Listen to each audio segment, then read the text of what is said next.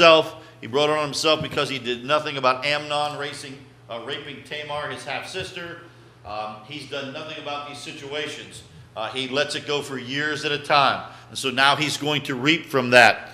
Then we saw Absalom's arrival. But when Absalom arrives, he is not allowed to see the king. And it's another couple years. So when Absalom comes back in the kingdom, he is not allowed to see the king's face.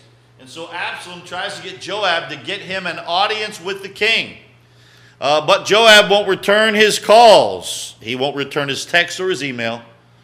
And so Absalom does what? He burns Joab's fields. And that expression is used even to this day, to burn someone's fields. And it's taken from this story. So Joab says, why'd you burn my fields? He said, well, I sent to you like 2 or 3 times. You wouldn't answer me. I got your attention. And you heard that old story about that mule trainer? The guy that trained those mules. You ever see them mules that climb up that ladder and jump off the high dive into that little swimming pool of water? Used to have them. They're not allowed to do that anymore because it's cruelty, But they used to do that. They jumped off that thing into that little thing of water, and somebody was interviewing one of these guys. By the way, this is a true story. Interviewing one of these guys about, he said, man, I love these mules. They're like my own children, and I train them with kindness and all that stuff. So the guy came out to watch him training a mule. And he was out there, and the guy was working with a new mule, trying to get the mule trained. And he's talking to him, trying to work with him, talking to him, trying to get him, baiting him with carrots and doing different things, trying to get the mule to work. And finally, he picks up a 2x4 and smacks the mule in the head. And then he kept working with the mule. The reporter waited till the session was over and said to the guy, I thought you said you train these mules with love and kindness and all these rewards. And he said, I do, but first I got to get their attention. Sometimes God's got to get your attention.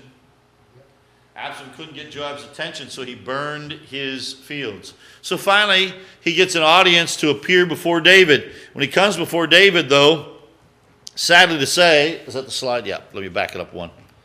Sadly to say, David does not deal with the issue once again. Since David does not deal with the issue, Absalom finds himself in a position where now he's at least accepted back into the realm, back into the kingdom. And so he places himself at the gate and starts to counsel people and schmooze up to them. Harry, you should know all about that. And schmooze up to them. We're laughing because Harry was schmoozing people in the lobby out here. And tell them whatever they wanted to hear so they'd start liking him and being his friend. And he's trying to win their hearts away from the king. Now, let me warn you to be very careful about something. Sometimes in marriages, a husband or a wife will schmooze up to the kids to try to win their affection. They need the affection or attention so badly, and they try to seem to win it away from the other spouse. Very dangerous thing to do. And let me say this to you. Whenever you need the love or attention from somebody, whenever you need something from them, you're never able to minister to them correctly. A preacher that needs the church to love him so much and all this will compromise to get that. Okay? It's not that everybody doesn't like that, but when you need it, you will compromise things to get that. Okay? Your children don't need a best friend. They need a mom. They need a dad. That's what they need. And that means sometimes you have to lay down the law. Okay? But once again, grace and truth. But that's another sermon. You'll get into employee-employer situations where there's people at work that are trying to schmooze up to the other employees and try to win the favor of the crew away from the boss and set themselves up and ta-da-da-da-da. It happens at jobs all the time. It happens in churches. It happens in politics. There's times when you get an assistant pastor who tries to win the hearts of the people away from the pastor and leads a big church split or leads a revolt in a church. The Absaloms of church happens all the time. It's never happened to me, and I'll tell you why. I can whoop every assistant I hire here. And twice on Sunday. Ask any one of them. I may be old, but I ain't dead. And I told them the day that I can't whoop you with my hands, I always have a gun. So let's see if you're Superman, faster than a speeding bullet.